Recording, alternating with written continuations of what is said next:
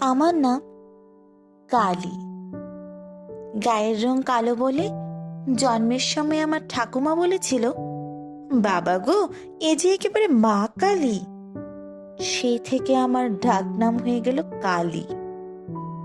মা ভালো নাম রেখেছিল, শ্যামা। আমার মাস্টার ডিগ্রি পাশ, শিক্ষিত, বেকার। ছোটবেলা থেকে আমাকে শেখানো হয়েছে আমার গাঢ় রং মানায় না, গাঢ় কাজল আঁকতে নেই, জোরে জোরে হাসতে নেই, স্লিভলেস কুর্তি ব্যবহার করতে নেই। এখন আমার বয়স 23 বছর।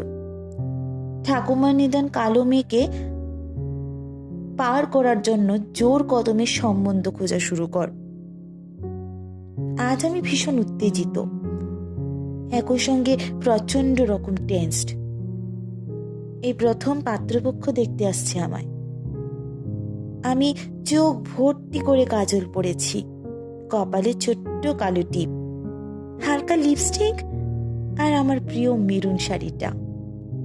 তৈরি হয়ে ঘর থেকে বেরোতে ঠাকুমা খেকিয়ে উঠে বললেন, এ মা, দেখো সাক্ষাৎ কালী।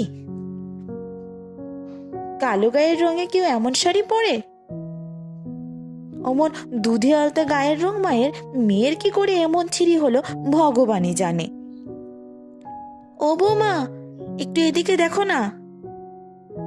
আমি কিছু বলতে যাওয়ার আগে মা রান্নাঘর থেকে বেরিয়ে এসে শান্ত গলায় বুঝিয়ে বললেন, মারে, তোর গায়ের রংটা একটু চাপা তো, তাই ঠাকুমা বলছেন গাঢ় রংটা আরো চাপা লাগবে। হালকা রঙের কিছু পর না, দেখ রং খুলবে।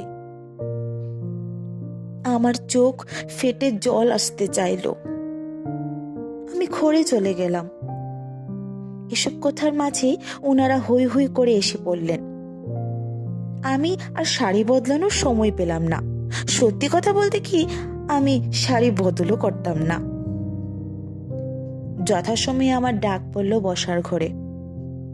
একে একে পরিচয় করানো হলো সকলের সঙ্গে। ছেলে, ছেলের মা বাবা, ঠাকুমা এবং এক জামাইবাবু এসেছেন। আমি প্রতি নমস্কার জানিয়ে উল্টো দিকের চেয়ারে বসা মাত্রই আমার ঠাকুমা বলে উঠলেন, আমাদের মেয়ে বাপু কালো ধুলো, তবে রান্না বান্না কাজকর্মে বেশ এক্সপার্ট। এই গায়ের রংটাই যা কালো, না হলে একটু মানিয়ে গুছিয়ে নিলে এমন শান্তশিষ্ট মেয়ে আপনারা পাবেন না। আমার লজ্জায় মাটিতে মিশে যেতে ইচ্ছে করছিল। এমন সময় ছেলের ঠাকুমা পান চিবুতে চিবুতে বাবাকে বললেন, তা স্পষ্টপুষ্টি বলি বাবা, আমি তো গায়ের রং চাপা শুনিয়ে ভেবেছিলুম উজ্জ্বল শ্যামবর্ণ হবে হয়তো। চোখ নাক একটু নজর ধরার মতো হলেও না হয় হতো। এই তো দেখছি গায়ের রং ময়লা, মুখশ্রীও একেবারে সাদা মাটা। লেখাপড়া যদিও করেছে, যদি একটা চাকরি বাকরি কিছু করতো তাও না হয় আত্মীয় সম্মুখে একটু মুখ থাকতো। কি বলো বৌমা, দেখে শুনে ছেলের বিয়ে দেবে যখন? আমার পক্ষে আর বসে থাকা সম্ভব হলো না। শটান দাঁড়িয়ে বললাম, মাফ করবেন, আমাকে আপনাদের অপছন্দ হতেই পারে, সকলের সকলকে যে পছন্দ হবে এমন কোনো কথা নেই, কিন্তু তার মাপকাঠি যদি গায়ের রং আর মুখশ্রী হয়, আমি সরাসরি বলছি, আমাকে বাতিল করার আগে আমি আপনাদেরকে রিজেক্ট করছি। সারা ঘরে তখন পিঞ্চ অফ সাইলেন্স। আমি বেরিয়ে আসতে যাব, ছেলের মা তখন ব্যক্তিত্বময়ী কণ্ঠে বললেন, এই মেয়ে দাঁড়াও। আমি হলাম ছেলের মা। ছেলেকে আমি পেটে ধরেছি, মানুষ করেছি, আমার তো একটা মতামতের দাম আছে। মা, বিয়ের সময় আপনি এবং বাবা আমার কালো গায়ের রং নিয়ে যথেষ্ট হেনস্থা করেছেন আমার বাবাকে। প্রচুর টাকা গহনা যৌতুক নিয়েছেন, এটা কি ইস্যু করে? সারা জীবন আমাকে ছোট করেছেন লোক সম্মুখে। আমি মুখ চূড়া ছিলাম, তাই কিছু বলতে পারিনি। কিন্তু আমার ছেলের জন্য আমার এমন প্রতিবাদী মা কালী দরকার। আমি জানি আমার ছেলের অমত হবে না। আর এমনিতেও রোজ সন্ধ্যায় ভক্তিভরে গান, গান শ্যামা আমার কালো।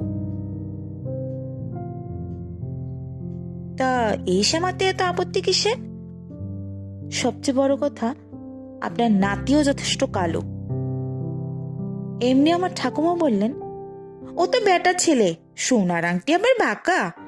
কি জানি বাপু, এত আধিক্যতা বিয়ের পর বজায় থাকলেই ভালো। এমন সময় নীরবতা ভেঙে স্বয়ং পাত্র বলে ওঠেন, আরে ঠাকুমা, থাকবে, সারা জীবন আধিক্যতা থাকবে।